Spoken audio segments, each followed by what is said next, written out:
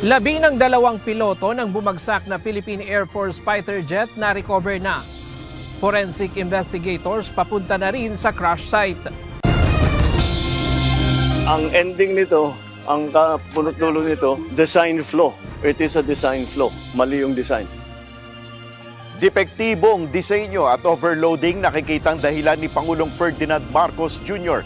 sa pagbagsak ng Cabagan Santa Maria Bridge sa Isabela. We had 22 schools for school year 2021 to 2022. That's 22 in February 2023. And we terminated another 32 schools for school year 2022 to 2023. Yan po yung parang sakop ng findings natin. And then for 2023-2024, we already have 1 terminated. Mahigit 50 paaralan tinanggal sa senior high school voucher program ng Department of Education. It's really frustrating, no? Nakakadismaya. So tingin ko, ang kailangan talaga dito, tutuldukan na natin to, didesisyonan na natin, no? And mag-move forward na tayo. Unified Grand Central Station, hahanapan ng bagong kontraktor ng Department of Transportation. Proyekto na umabot na ng halos 14 na taon, target ng tapusin sa ilalim ng kasalukuyang administrasyon. Nalulungkot ako kasi sinabi na nga bawal sa poste, sinabi na nga irespeto. 66 na senatorial candidates at 155 party list pinadala ng notice ng Commission on Elections para magbaklas ng campaign materials. Magandang hapon, Pilipinas at sa buong mundo. Tayo po ay sabayang napapakinggan sa Radyo La Verdad 1350, ang UNTV Radio. At una sa ating mga balita. Personal na ininspeksyon ni Pangulong Ferdinand Marcos Jr. kanina ang gumuhong bahagi ng Cabagan Santa Maria Bridge sa probinsya ng Isabela. Ilang problema ang nakita ng Pangulo kaya bumagsak ang bahagi ng tulay. Ito ang balita ni Nel Maribuhok. Ang ending nito, ang punot-dulo nito, design flaw. It is a design flaw. Mali yung design. May problema sa disenyo ang Cabagan Santa Maria Bridge kaya bumigay ang isang bahagi ng tulay. Ito ang isa sa nakitang problema ni Pangulong Ferdinand Marcos Jr. kaya bumagsak ang tulay noong February 27. Sa ambush interview sa Pangulo matapos ang kanyang inspeksyon kanina, sinabi nito na binawasan ang halaga ng proyekto mula sa original na budget na 1.8 billion pesos. Ang project cost nito is 1.8 billion. So binawasan to under 1 billion para makamura. Ayan, inayos ngayon, ginawa ngayon yung detailed design. Design is really weak. Dahil kung tutusin ninyo, this is supposed to be a suspension bridge. Nakasabit. Nakaganyan yung arko na ganyan, tapos yung bridge suportado ng kable. Ito lang ang suspension bridge na nakita ko sa buong mundo na hindi kable. At yan na mismo ang bumigay. Ayan, diyan bumigay yung bakal. Ayon sa Pangulo, sinunod naman ng kontraktor ang plano. Ngunit may malian niya sa specifications ng Isabela Bridge. Nais ni PBBM na agad na maisaayos ang tulay upang mapakinabangan. So, we have no choice. We have to go back. So, yung nagtitipid natin sa 1.8 million, useless. Ngayon, babalik na naman tayo, gagastos na naman tayo ng malaki. Papalitan natin yung mga support, parang nagtayo na naman tayo ng bagong tulay. Tinukoy naman ni Pangulong Marcos Jr. ang posibleng may responsibilidad sa pagguhon ng bahagi ng Cabagan Santa Maria Bridge sa Isabela. Who is responsible is basically who made the design, because their design is poor. Look what happened. And then also, those trucks should never have been on the bridge.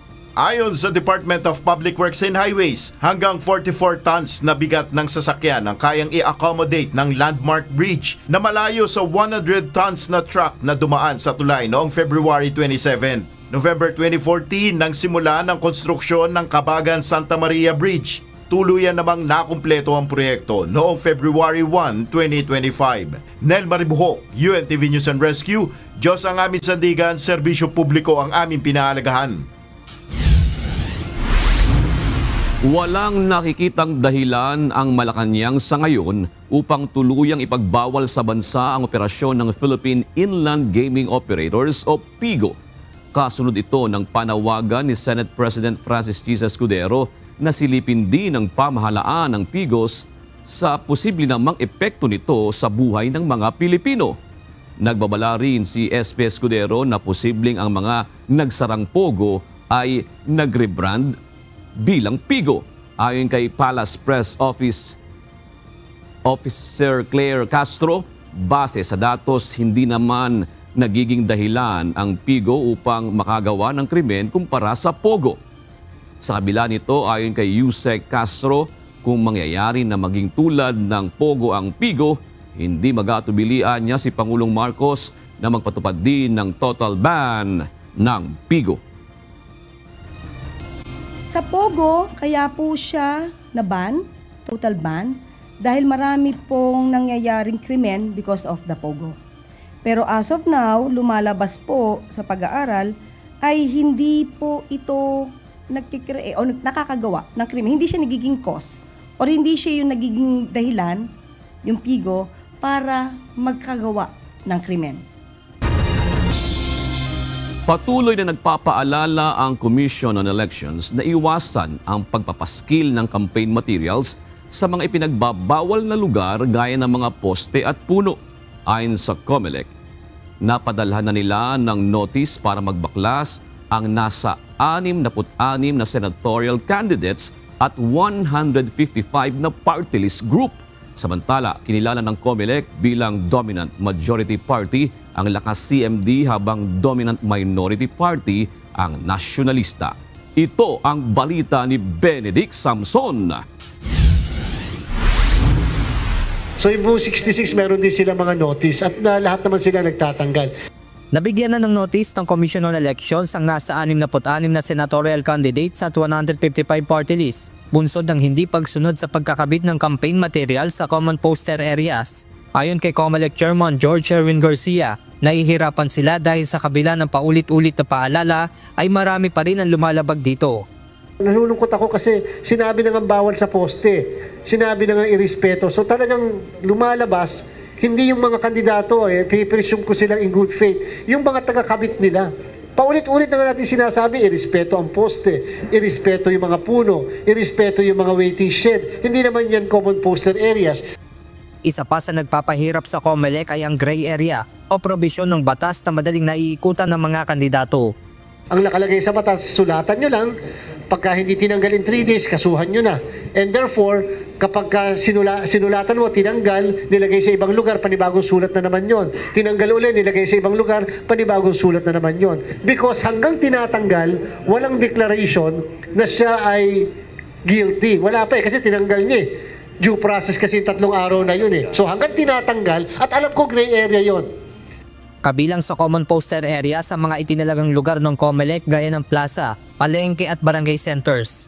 Maaari rin magpaskil nito sa mga pribadong ari-arian basta may pahintulot ng may-ari.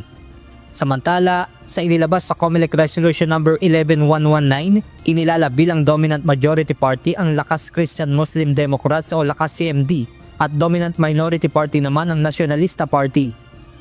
Sila rin ay may priority sa paglalagay ng watchers, observers sa ating mga canvassing areas, municipal, city, provincial, regional o kahit po sa National Board of Canvassers, may priority po sila. At sila rin po ay bibigyan ng kopya ng election returns, yung hard copy, doon sa siyam na unang ipiprint bago mag-transmit ng result. May kopya na kaagad ang majority party, ang minority party. Sinabi pa ng COMELEC na sa kauna-unahang pagkakataon na ang kinilalang dominant majority at minority party ay automatic na makatatanggap ng election result na kung saan maaari sila magsagawa ng quick count at counter check sa natanggap na resulta. Benedict Samson, UNTV News and Rescue. Diyos ang aming sandigan, serbisyo publiko ang aming pinahahalagahan. Ipatutupad na simula sa darating na Lunes, March 10, ang Maximum Suggested Retail Price o MSRP sa karne ng baboy. Ito'y matapos na magkasundo ang Department of Agriculture at ang mga stakeholders sa pagpapatupad ng MSRP sa liempo, kasim at pigi. Batay sa napagkasunduan, itatakda sa 380 pesos per kilo ang MSRP ng liempo, habang 350 pesos ang MSRP kada kilo ng kasim at pigi. 300 pesos per kilo naman sa sabit ulo. Gayunman, ipatutupad lamang ang MSRP sa mga palengke sa Metro Manila habang pinag-aaralan pa kung ganito rin ang gagawin sa iba pang mga lugar. Napagkasunduan po na magkakaroon na ng maximum suggested retail price para sa karneng baboy. Simula po sa Lunes, magkakaroon po ng periodic review at sisimulan po yan after a month na mag-establish po yung MSRP sa Lunes. Inanunsyo ng Malacanang na maaari nang utangin ng mga lokal na pamahalaan ang bigas mula sa National Food Authority o NFA. Ayon kay PCO Yusek Claire Castro, kailangan lamang makipag-ugnayan ang mga local government unit sa Food Terminal Incorporated o FTI para sa credit purchase ng NFA rice. Sa pamamagitan nito, mas maraming LGU ang makaka-avail ng murang bigas na maibebenta sa kanilang constituents. Ang sabi sa atin ni DA Secretary Laurel, pwede kumuha ng bigas, utang, kausapin ang FTI at may 30 days yata po na iaalaw para kung may nagbayad na po sa kanila, nabenta na po yung mga bigas para sa mga constituents, then pwede sila magbayad after. Mahigit 50 paaralan ang tinanggal sa Senior High School Voucher Program ng Department of Education. Ito ay matapos makita ang ilang discrepancy sa kanilang mga beneficiary. Ito ang balita ni Rosalie Cos. Ina-abuse nila yung ganitong program kasi makikinabang sila. Pero totoo naman po yun na nakikinabang sila dahil ganun lang kabilis kapag nag-submit sila sa DepEd, babayaran sila. Ipinagtataka ni PTA Advocates of the Philippines Laguna Chapter President Irene Rocha ang anya ay hindi deserving na ilan sa mga nakikinabang sa Senior High School o SHS Voucher Program ng Department of Education o DepEd. Tumutukoy ang SHS Voucher Program sa tulong na ipinagkakaloob ng DepEd sa mga piling senior high school students upang makapag-aral sa mga pribadong paaralan dahil sa kakulangan ng mga pasilidad at silid-aralan sa mga pampublikong paaralan. Nagkakahalaga ang voucher ng 14 to 22,000 pesos. Ngunit kamakailan na paulat ang pagkakaroon ng ghost beneficiaries ng programa. Nagsagawa ng briefing ang DepEd sa House Committee on Basic Education and Culture upang i-update ang Kamara sa isinasagawang investigasyon ng kagawaran kaugnay ng issue. Ayon sa DepEd, mahigit na sa 50 paaralan ang napaalis sa programa dahil sa red flags o hindi maayos na sistema ng pagpapatupad nito. We had 22 schools for school year 2021 to 2022, that's 22, in February 2023. And we terminated another 32 schools for school year 2022 to 2023. Yan po yung parang sakop ng findings natin. And then for 2023-2024, we already have one terminated. Bukod dito, sa school year 2023 to 2024, nasa 200 milyong pisong halaga rin ng pondo para sa voucher program ang hindi inirelease ng kagawaran dahil sa umano'y discrepancies. Yun po, nationwide, yun po yung ating na hold kasi may discrepancy. So, we cannot say talaga for sure na ito po talaga ay ghost students lahat. Yung pinakaunang red flag na nakikita nila, kunyari private school ka year 1, ito yung in-apply mo na number of beneficiaries. Tapos bilang on the succeeding year, bigla lang significant yung increase ng students mo. So yun, naging red flags sa kanila, hindi nila binayaran kaagad yung billing at doon sila nag-checking. Hanggang ngayon, nagsasagawa pa rin ang investigasyon ng DepEd sa 12 paaralan kaugnay ng pagpapatupad ng SHS Voucher Program. Wala pa rin itong maibigay na detalye sa kabuang bilang ng sinasabing ghost beneficiaries at kung saang-saang lugar nakahimpil ang mga paaralang ito. Pinaiigting na ng DepEd ang monitoring sa mga paaralang kabilang sa SHS Voucher Program at pinahihigpit na rin nila ang requirements sa mga mapapasailalim sa programa. Gaya ng pagtitiyak sa kalidad ng edukasyong mayroon sa mga paaralan, gayon din ang mas mahigpit na validation sa billing statements sa participating schools. Samantala, may plano na rin ang DepEd na magsampa ng kaukulang kasong kriminal laban sa mga sinasabing sangkot sa irregularidad sa pagpapatupad ng SHS Voucher Program.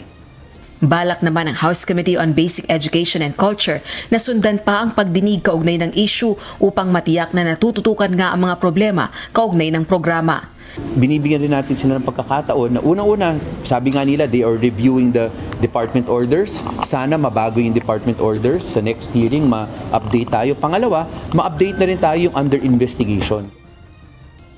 Para sa taong 2025, mahigit 27 billion pesos ang halagang inilaan ng pamahalaan para sa Senior High School Voucher Program. Rosa Licoz, UNTV News and Rescue. Diyos ang aming sandigan, serbisyo publiko ang aming pinahahalagahan. Hahanapan na ng bagong contractor ng Department of Transportation o DOTR ang Unified Grand Central Station o Common Station na ilang taon nang na-delay sa pagbubukas. Ayon kay DOTR Secretary Vince Dizon, target ng ahensya na tapusin na ang proyekto sa ilalim ng kasalukuyang administrasyon. Ito ang balita ni JP Nunez. Walang nangyayari, nakatenga. Yung mga ibang mga bakal doon, nakakagat, kinakalawang na, walang nagtatrabaho. And yun nga, yung inconvenience sa pedestrian. No? Kasi syempre, dahil maraming mga harang, maraming mga barrier, yung construction site, nakatenga na lang doon. Yung mga commuter natin, yung mga pedestrian natin, ang layo ng iniikot.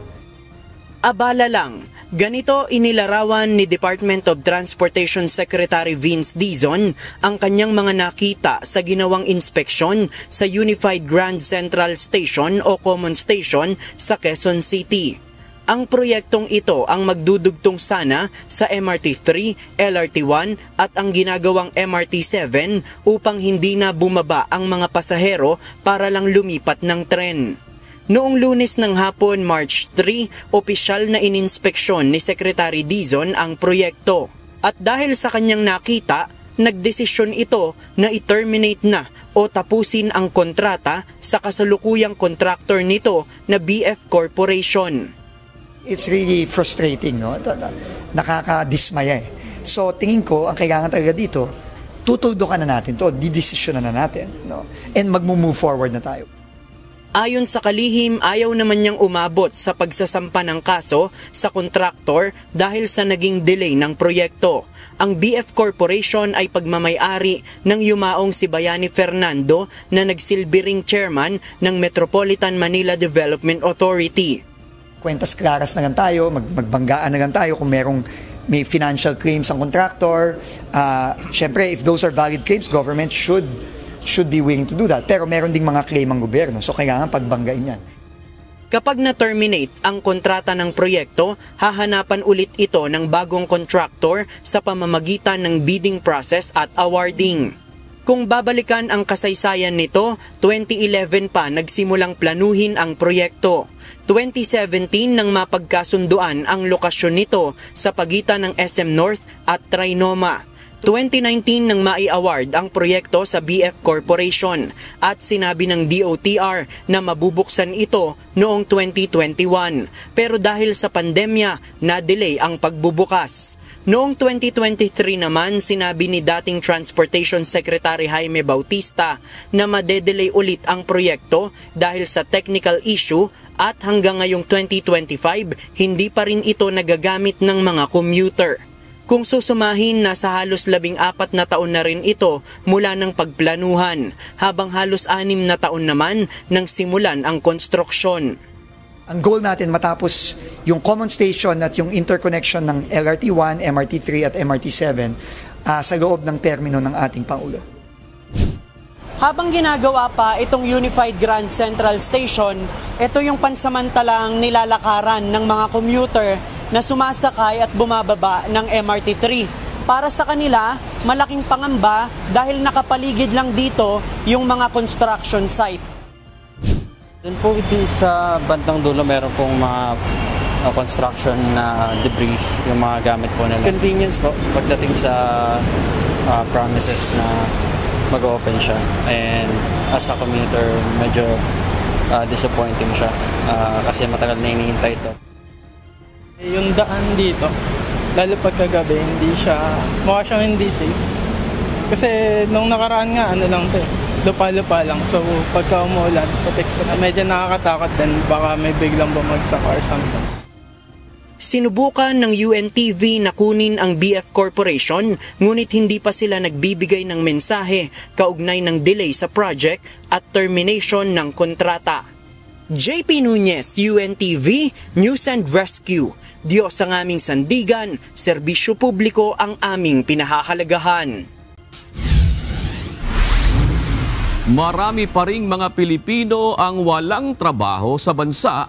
Ayon ito sa kalalabas lamang na Labor Force Survey na isinagawa ng Philippine Statistics Authority o PSA. Kaya naman plano ng pamahalaan na mas paigtingin pa ang mga programa upang mapataas ang employment rate sa bansa. Ito ang balita ni Ivan Alvarez. Dahil kailangan ng ganun, kunyari tapos sa ganito, tapos ng ganun. Kailangan din talaga po may work experience. Medyo mahirapan po talagang makahanap. Siguro makakahanap naman pero matatagalan din siguro. Isa si Mariel sa 2.16 milyong mga Pinoy na naitala ng Philippine Statistics Authority o PSA na walang trabaho ngayong Enero 2025. Aniya, hindi man siya nakapagtapos ng pag-aaral. Naranasan niyang makapagtrabaho bilang service crew sa isang malaking fast food chain noon. Dagdag ni Mariel, mahirap nang makabalik sa pagtatrabaho sa panahon ngayon dahil maraming hinihingi ang mga employer. Si Nicole naman, 21 years old at isa ring undergraduate. Iba naman ang dahilan kung bakit walang hanap buhay. Kasi po walang magbabantay ng bahay, pati ng anak ko. Kaya kailangan pong i-sacrifice na lang din, parang ganun.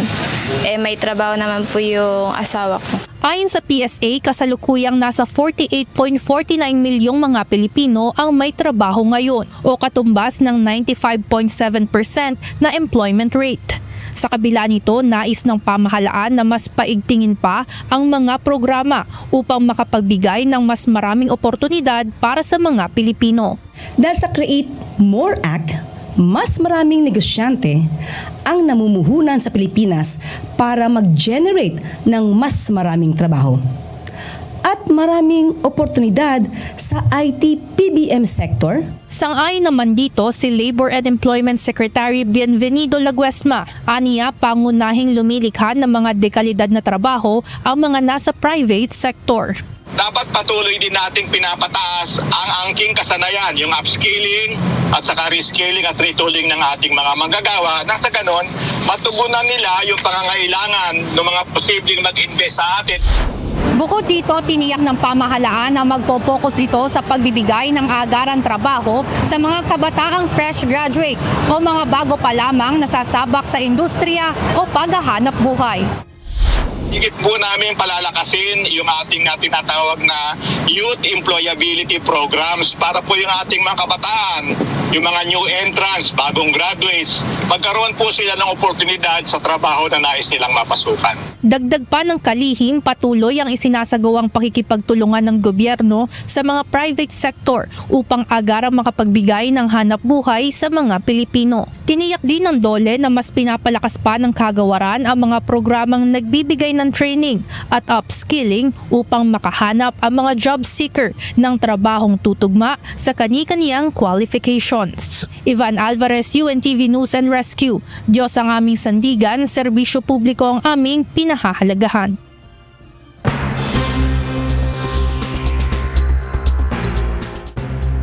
Sugatan ang nasa 15 individual sa South Korea matapos aksidenteng maihulog ng 2 fighter jets ang 8 bomba sa isang civilian district sa isinagawang live-fire military exercise. Isang bomba lamang ang pinaniniwalaang sumabog. Agad namang sinikap ng mga otoridad na i-dispose ang iba pa. Nangyari ang insidente sa Pocheon City malapit sa border ng North Korea. Humingi na ng paumanhin ang South Korea Air Force sa nangyari at kasalukuyan na nila itong iniimbestigahan. Naharap na naman sa malakas na bagyo ang Australia. Inaasahang magla-landfall ang Tropical Cyclone Alfred Biyernes o Sabado. Bunsod nito, naghahanda na ang milyong-milyong residente sa magiging epekto ng bagyo na nagbabanta sa riyon. Ito ang balita ni May Viandog. Nagdudulot na ng malalaki at mapanganib na alon sa mga baybayin sa Gold Coast, isang sikat na tourist trip sa timog ng Brisbane, ang Cyclone Alfred. Mahaba na rin ang pila sa mga grocery at supermarket ng mga nais mamili ng mga stocks sakaling kailanganing manatili sa loob ng bahay ng ilang araw. Sa Northern New South Wales, humigit kumulang 4,000 bahay ang wala ng kuryente dahil sa mga naputol na power lines. Tulong-tulong na sa paglalagay ng buhangin sa mga supot ang mga residente. Sarado na ang ilang establishmento at naglagay na ng sandbags sa labas bilang panangga sa posibleng pagpasok ng tubig. Pinapayuhan din ng mga residente na manatili na sa kani-kanilang bahay para sa kaligtasan. Our message to the people of the North Coast is, as always, follow the advice of emergency services at all times. Do not be on the roads if you do not need to be. If you are warned to evacuate, follow the orders of the emergency services.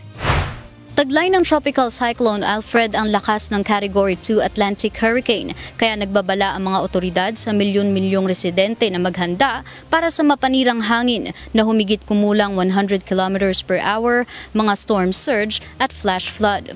Suspendido ngayong araw ang mga paaralan, public transport at major roads. On hold din muna ang elective surgery sa mga ospital, ngunit nananatiling bukas ang emergency departments. May Viandog, UNTV News and Rescue, Australia. Diyos ang aming sandigan, serbisyo publiko ang aming pinahalagahan.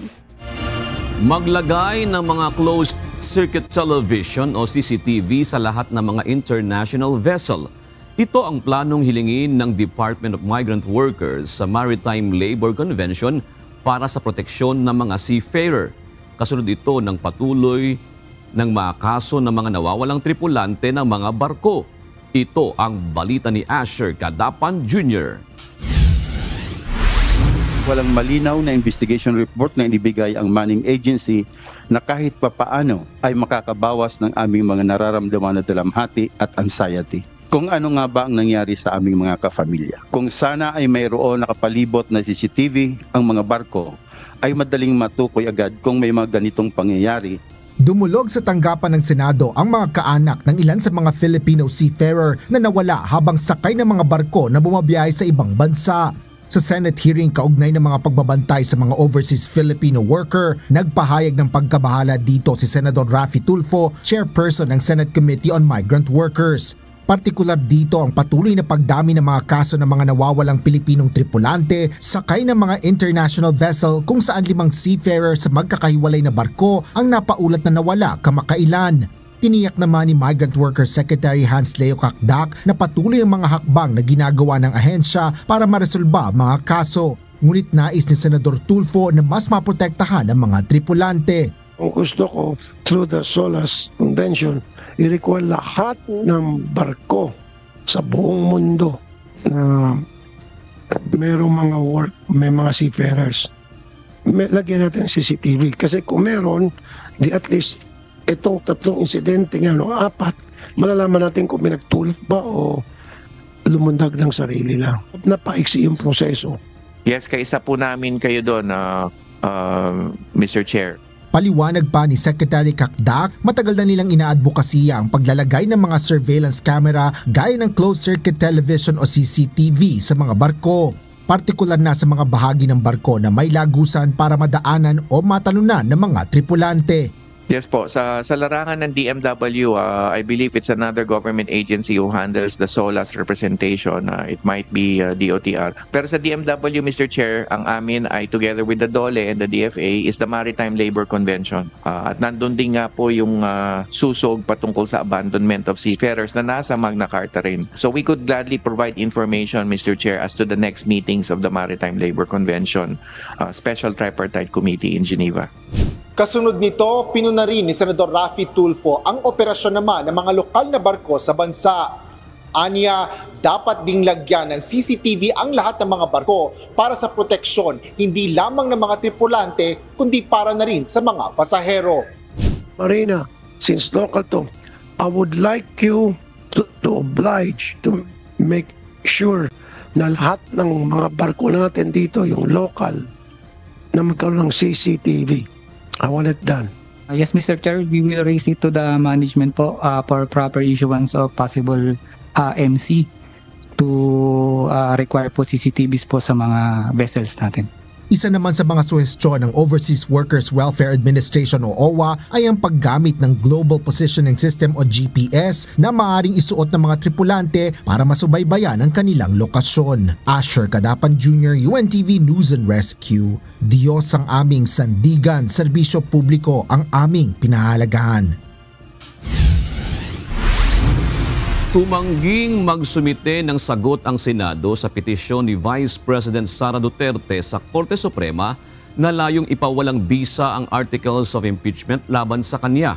Sa halip na magbigay ng comment gaya ng hinihingi ng Supreme Court, nagsumite na lamang ng manifestation ad cautelam ang Senado upang iparating sa Korte ang kanilang posisyon sa kaso. Dito iginiit ng Senado na sila lang ang may kapangyarihan na lumitis at magdesisyon sa lahat ng kaso ng impeachment alinsunod sa tinatakda ng saligang batas kaya't hindi maaaring magkomentaryo sila sa petisyon ng pangalawang Pangulo. Iniling din ng Senado na sa halip na comment ay tanggapin na lamang ng Korte ang kanilang manifestation bilang tugon sa petisyon ni VP Sara Duterte. Maaaring mag-adjust ng oras ng pasok ang mga paaralan upang mabawasan ang epekto ng matinding init sa mga mag-aaral. Ayon kay Education Secretary Sani Angara, mahigpit ang kanilang koordinasyon sa field offices upang masuri ang sitwasyon sa mga paaralan at matukoy ang pinaka-mainam na aksyon laban sa matinding init. Sa isang pahayag na inilabas ng ahensya, ang morning session ay maaaring magsimula ng alas 6 ng umaga hanggang alas 10 ng umaga. Asynchronous learning naman mula alas 10 ng umaga hanggang alas 2 ng hapon. Samantala, ang afternoon session ay maaaring magsimula ng alas 2 ng hapon hanggang alas 6 ng gabi. Nilinaw ng DepEd na walang otomatikong suspensyon ng klase dahil sa matinding init. Gayunpaman, may kapangyarihan ang mga local chief executives na magdeklara ng suspensyon sa kanilang nasasakupan.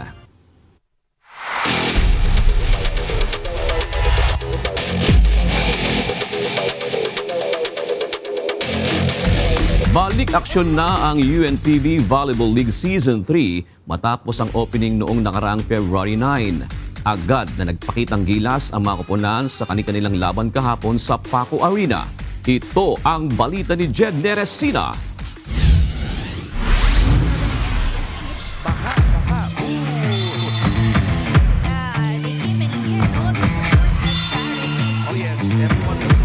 Matinding bakbakan sa volleyball court ang nasaksihan kahapon sa Paco Arena sa pagpapatuloy ng ikatlong season ng UNTV Volleyball League.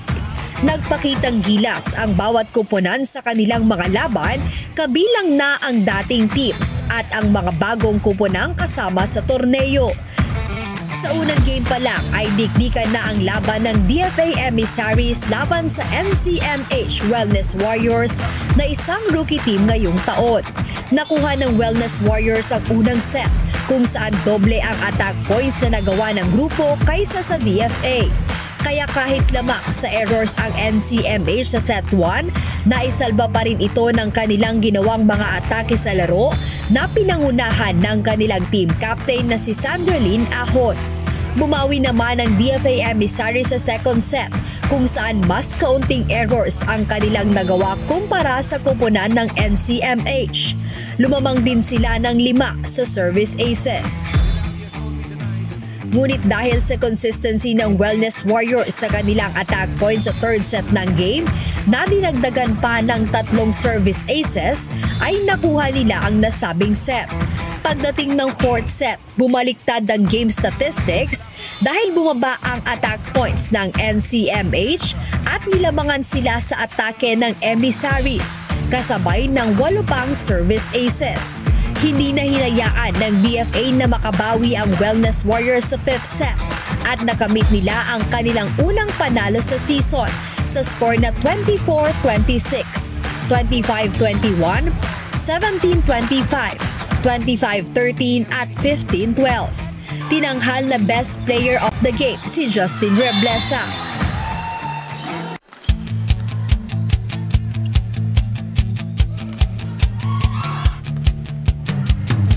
Samantala, parehong rookie teams naman ang nagharap sa second game, kung saan hindi pinalampas ng PhilHealth Consulta Health Insurers ang pagkakataon at tinapos ang laban kontra NHA Home Masters sa isang malinis na 3-set sweep sa score na 25-16, 25-14 at 25-20.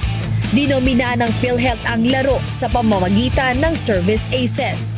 Mas kaunti rin ang errors na nagawa ng health insurers kumpara sa Home Masters na dahilan para makuha nila ang unang panalo ng grupo ngayong season. Tinanghal na player of the game si Kang Rica na gumawa ng 16 points sa buong match.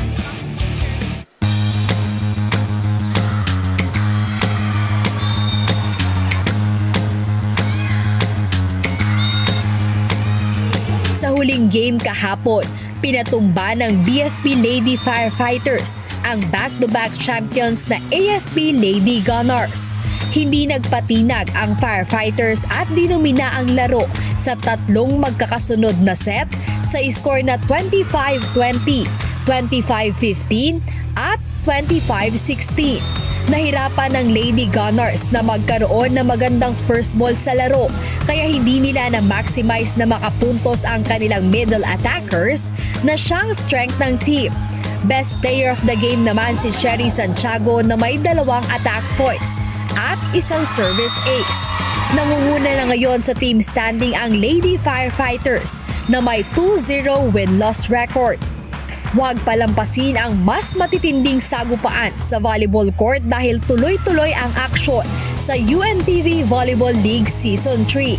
Abangan ang susunod na match schedule sa March 12, live mula sa Paco Arena, kung saan maghaharap sa Game 1 ang Comelec Suffragettes at NCMH Wellness Warriors. BFP Lady Firefighters kontra DFA Emissaries naman sa Game 2. At NHA Home Masters at PNP Lady Patroller sa Game 3. Mapapanood din ito via live streaming sa UNTV Sports Facebook at YouTube channel. Jed Neresina, UNTV News and Rescue.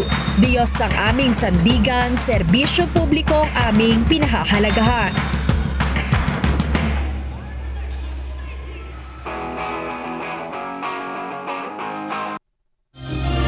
Sisimulan na ng PhilHealth ang pagbabayad sa bilyong-bilyon nitong utang sa unpaid claims at late filing sa mga ospital.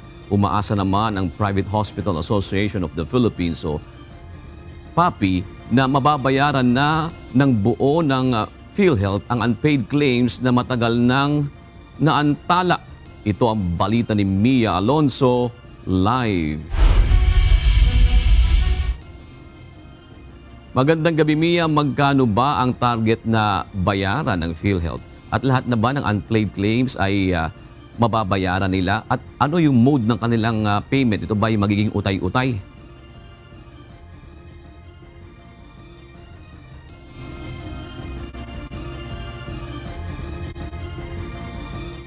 Mula sa late filing beyond 60 days. At ayon naman sa bagong presidente ng PhilHealth, na yung matitira ay ire-review muna nila sa kanila sasagawaan ng pagpoproseso. Ngayong araw ay ipapublish ng Philippine Health Insurance Corporation o PhilHealth ang flexibility claim reimbursement ng mga denied claims mula January 2018 hanggang December 2024. Nagsagawa na rin ng assessment ang ahensya at sa loob ng 15 araw simula ngayon ay ipoproseso na ito upang unti-unting mabawasan ang utang ng PhilHealth. Kaugnay nito, binigyan ng PhilHealth ng 6 na buwan ang mga kaukulang health facilities na ipasa ang kanilang requirements para agad maaksyonan ang pagbabayad. Kailangan lang po nilang sulatan kami ng mga cases pero kami na po yung magpoproseso agaran. Ayon naman sa Private Hospital Association of the Philippines o PHAPI, handa silang makipagtulungan sa PhilHealth at umaasa na agad maibabalik ang kanilang pondo dahil sa unpaid claim. Oo naman, kasi at least ngayon medyo sa tingin namin mas open sila ngayon dahil una-una nga si acting PCEO Mercado ay dating may-ari ng ospital at naiintindihan niya kung ano ang mga naging problema ng ating mga hospitals before. So sa tingin namin baka mas madali ang aming pakikipag-ugnayan sa kanila. Siniguro naman ng PhilHealth apektuhan ang mga planong serbisyo maging ang mga existing na programa nito habang inaayos ang mga obligasyon ng utang at kahit pa walang natanggap na pondo sa pamahalaan ngayong taon. Bagamat po ngayong taong ito ay hindi po kami nabiyayaan ng subsidiya galing po sa General Appropriations Act, ay tiyakin pong tuloy-tuloy ang serbisyo. At in spite of us not having an additional subsidies, palawigin pa at palawakin ang benepisyo.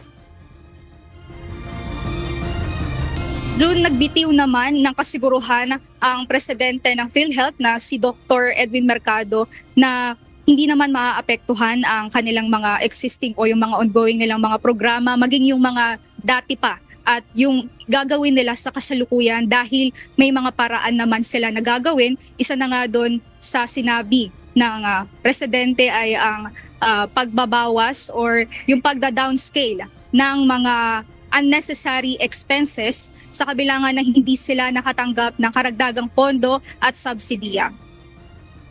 June. Maraming salamat, Mia Alonzo. Hindi lamang ang mga gumagamit ng chainsaw nang walang pahintulot ng Department of Environment and Natural Resources ang ipinagbabawal. Maging ang pagbebenta nito ay hindi rin pwede kung walang permit mula sa DNR.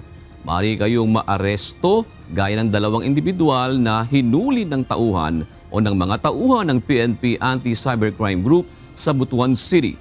Ito ang balita ni Leia Ilagan. Nag-umpisa po yung entrapment operation sa cyber patrolling na naisagawa ng mga cyber cops natin. And nakita po doon na yung mga suspect ay nagpo-post doon sa isang social media platform na nagbebenta sila ng chainsaw. Hindi na nakapalagpa ang 2 individual na ito nang hulihin ang mga tauhan ng PNP Anti-Cybercrime Group sa Libertad, Butuan City dahil sa iligal na pagbebenta ng chainsaw. Ayon kay PNP ACG spokesperson, Police Lieutenant Wallen May Arancillo, nagsagawa ng entrapment operation ang mga tauhan ng PNP ACG matapos na madiskubre ang pag-aalok ng chainsaw sa Facebook. 2 chainsaw po yung na-confiscate natin and ito po ay brand new and heavy duty na maaari talagang gamitin ng mga illegal loggers sa mga deforestation and talagang makakapinsala sa ating natural resources. Sinabi pa ni Lieutenant Arancillo, ipinagbabawal sa batas ang pagbebenta ng chainsaw nang walang permiso mula sa Department of Environment and Natural Resources dahil nagagamit aniya ito sa illegal logging. Violation sa batas ng Chainsaw Act kung saan po na kailangan po talagang kumuha ng permit sa DENR ang mga nagbebenta at gumagamit ng mga chainsaw since ito po ay maaaring gamitin sa mga illegal logging or deforestation. Katwiran ng dalawang naaresto, hindi nila alam na bawal ang pagbebenta ng chainsaw. Ignorance of the law excuses no one. Kaya since nakita po natin na wala po silang permit and unauthorized seller po sila ng mga chainsaw, kaya po hinuli sila ng mga operatiba ng PNP Anti-Cybercrime Group. Bukod sa dalawang naaresto, iimbestigahan din ng PNP ACG kung saan kumukuha ng supply ang mga ito at kung mayroong permit mula sa DENR. Ayon po sa investigasyon, nung nakausap po natin yung team leader ng mga operatiba, ayon po doon sa suspects ay meron po silang kinukuhanan. And yun po, sa ngayon, inaalam po ng mga taga-ACG, personnel po, kung ito yung mga kinukuhanan nila ay may permit din or authorized. Since po nakita natin yung dalawang suspects ay wala pong permit galing sa DENR and sa madaling salita, hindi po sila authorized na magbenta or gumamit ng mga chainsaw. Base sa tala ng PNP ACG, nasa 5 individual na ang naaresto nila sa iligal na pagbebenta ng chainsaw sa inilunsad na 4 na operasyon ngayong taon.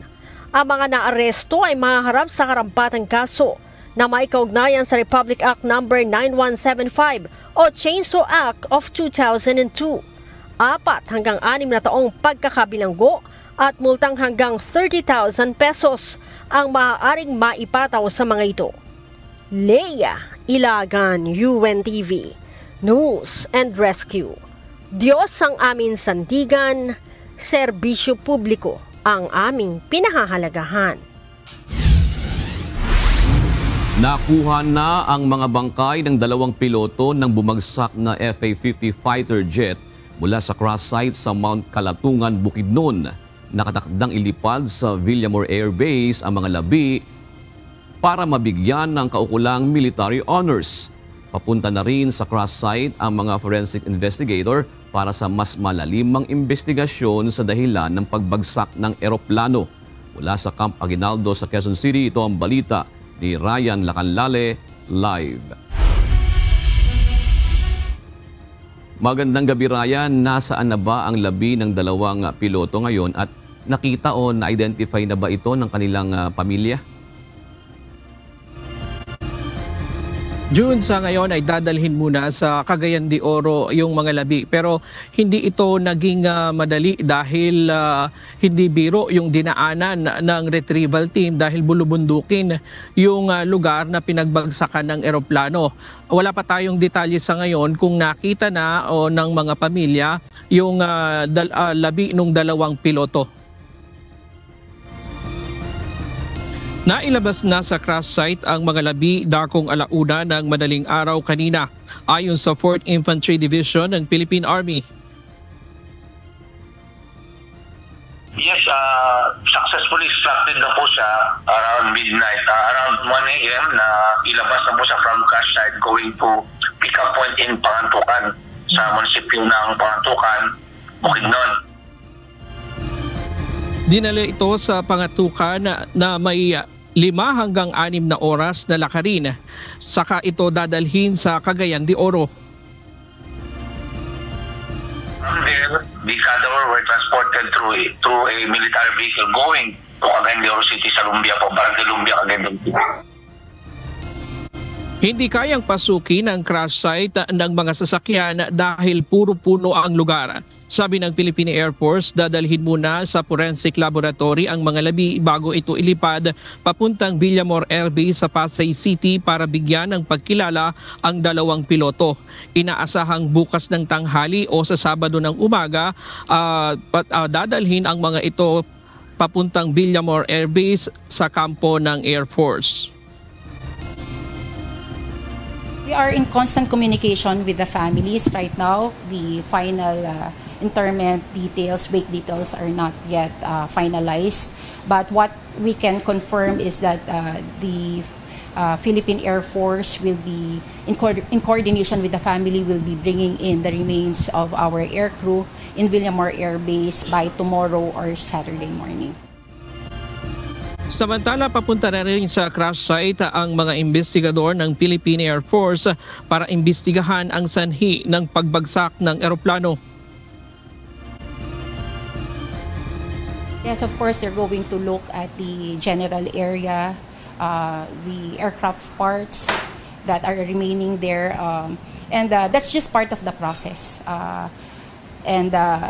Along with that, they already had initial investigation also regarding the processes, the tactics, techniques, and procedures that are being carried out for the mission. That's something that we have to reassess also.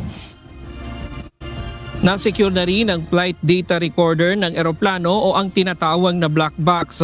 Masakit man para sa pamilya ng mga pilotong nasawi sa bumagsak na FA-50 sa Bukidnon, pero bahagi daw ito ng kanilang tungkulin para sa bayan kaya kailangan itong tanggapin. Isa si First Lieutenant AJ Dadula sa 2 sundalo na nasawi. Tubong Bukidnon, 29 na taong gulang. Pangalawa siya sa 3 magkakapatid, mag-6 na taon na rin sa serbisyo at ikakasal na sana ngayong buwan. Tinitingnan na lang po si AJ ay nakapag-uwis ng kanyang buhay para sa bayan. Sa ganun po ay mas medyo kaunti ang aming pakiramdam. Ayon sa kanyang panganay na kapatid na si Jovenel, Sabado sila huling nagkausap ni AJ. Huli nila nga napag-usapan ay kung bibili pa ng wheelchair o bibilhan pa ng wheelchair ang kanilang ama para hindi ito mahirapan sa kasal ni AJ sa susunod na linggo. Isinilarawan niya ang kanyang kapatid bilang isang tahimik, masayahin at positibo ang pananaw sa buhay. Kaya laking panghihinayang nila sa maagang pagpanaw ng kanyang kapatid. Nagpahatid din ito ng pasasalamat sa lahat ng tulong sa paghahanap sa kanilang kapatid at sa kanilang mga kaibigan. Unang-una gusto ko lang po talagang magpasalamat sa lahat ng mga tumulong para mahanap yung aking, lalong-lalo na po sa Philippine Air Force, yung mga sundaluhan naghanap kahit na kahit na malamig at gabi na ay hinanap pa rin nila yung aking kapatid. Kasama na rin po ng mga civilian workers. Doon samantala, ayon sa Armed Forces of the Philippines, hanggang ngayon ay nagpapatuloy pa rin ang operasyon ng Philippine Army laban sa CPP-NPA kung saan magbibigay sana ng air support ang mga nasawing sundalo. At yan muna ang latest mula dito sa Camp Aguinaldo sa Quezon City. Balik sa iyo, June. Maraming salamat, Ryan Lacanlale. Nagpaabot ng taus-pusong paikiramay si Vice President Sara Duterte sa naulilang pamilya ng 2 pilotong nasawi na sakay ng FA-50 fighter jet na bumagsak sa bulubunduking bahagi ng Bukidnon. Sa isang mensahe, tinawag ni VP Sara na mga bayani ng ating bayan sina Major Jude Salangoy at First Lieutenant April Jan Dadulya, kung saan ang kanilang mga paglilingkod ay dapat anyang magsilbing inspirasyon sa lahat, lalo na sa mga kabataan. Nakisimpatya rin ang Vice Presidente sa buong hanay ng Philippine Air Force dahil sa pagkawala ng 2 sa kanilang mga kabaro.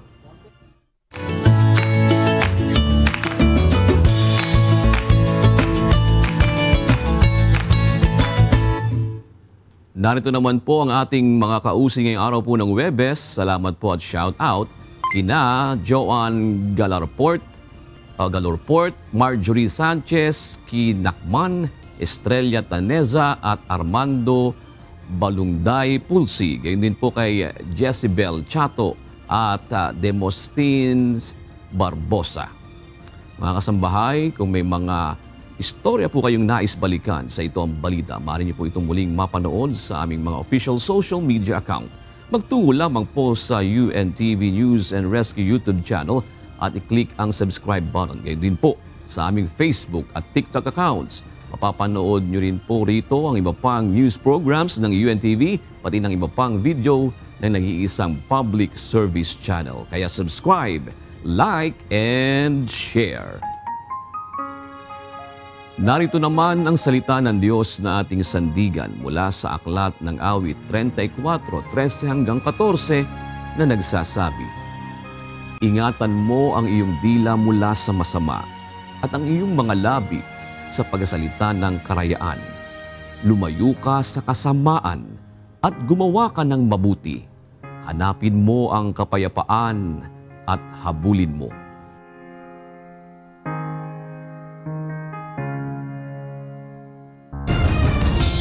At yan ang naging kabuuan ng ating balitaan ngayong gabi. Aming inilahad ng buong katapatan kung paano namin nasaksihan. Kayo po'y makapagtitiwala na ang aming nakita at narinig, ang aming ibinabalita. At dito po sa UNTV, Diyos ang aming sandigan, serbisyo publiko ang aming pinahahalagahan. Magandang gabi po.